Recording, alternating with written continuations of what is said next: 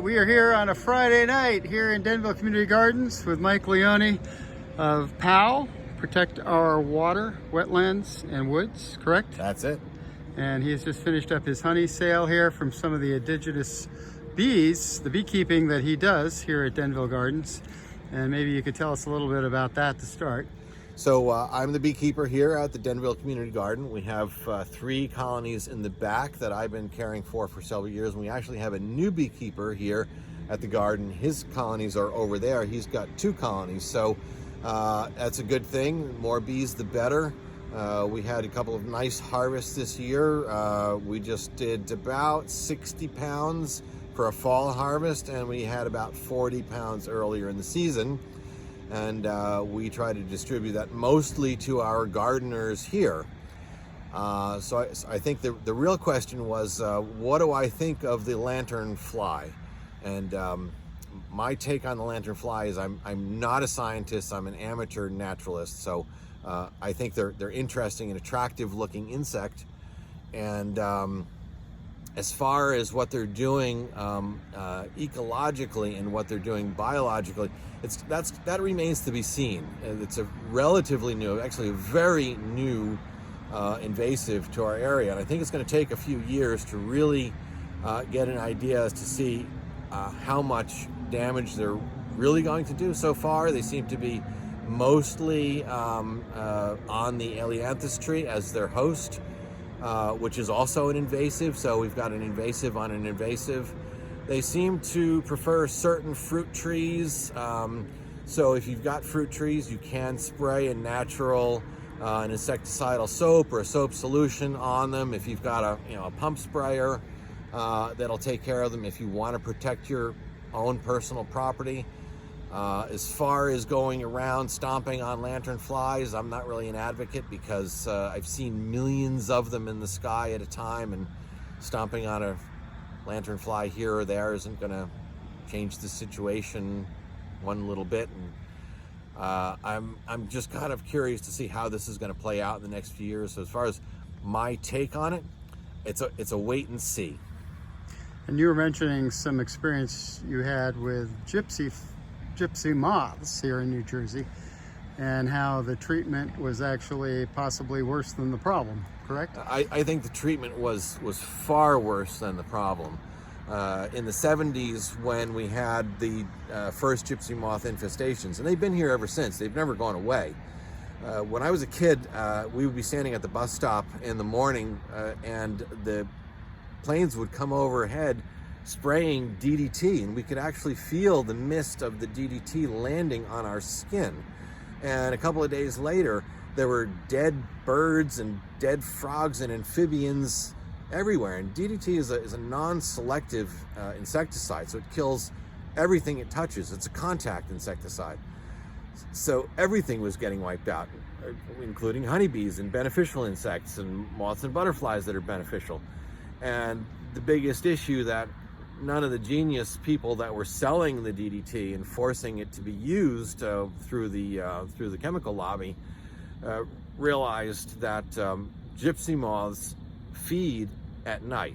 So they eat the leaves at night. And when we had big gypsy moths infestations, you could go out in the evening and it sounded like it was raining. And that was the gypsy moth droppings coming down out of the trees. It literally sounded like it was raining. But during the day, the caterpillars would sleep underneath the leaves. So guess what? When you spray DDT during the daytime, it only lands on the top of the leaves, and the gypsy moth caterpillars are underneath the leaves. It's a contact insecticide, so they weren't being contacted by the insecticide, and everything else was getting it and dying. There was a perfectly acceptable alternative, but the lobby, the chemical lobby, wasn't pushing that one. That's called BT, which is an ingestible that only affects chewing caterpillars.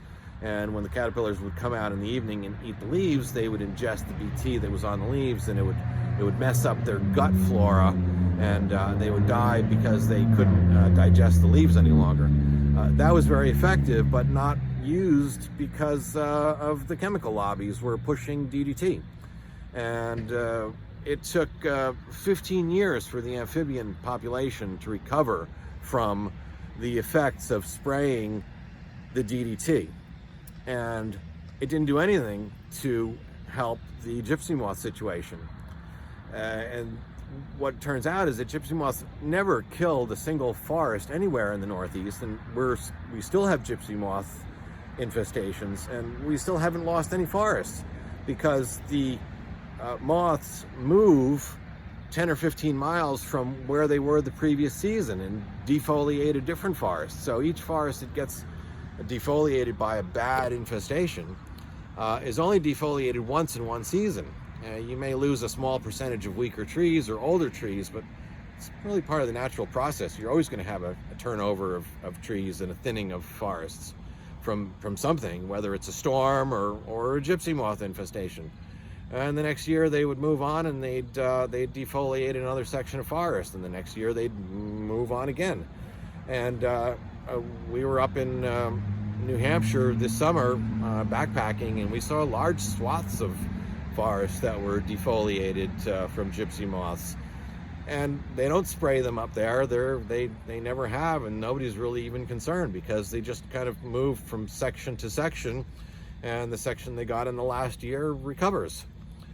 So they're here to stay, and they probably do minor damage to forest sections, but we've never lost entire forest populations due to them. So I think it remains to be seen what's going to happen with the lanternfly, and I think they're here for the foreseeable future as well.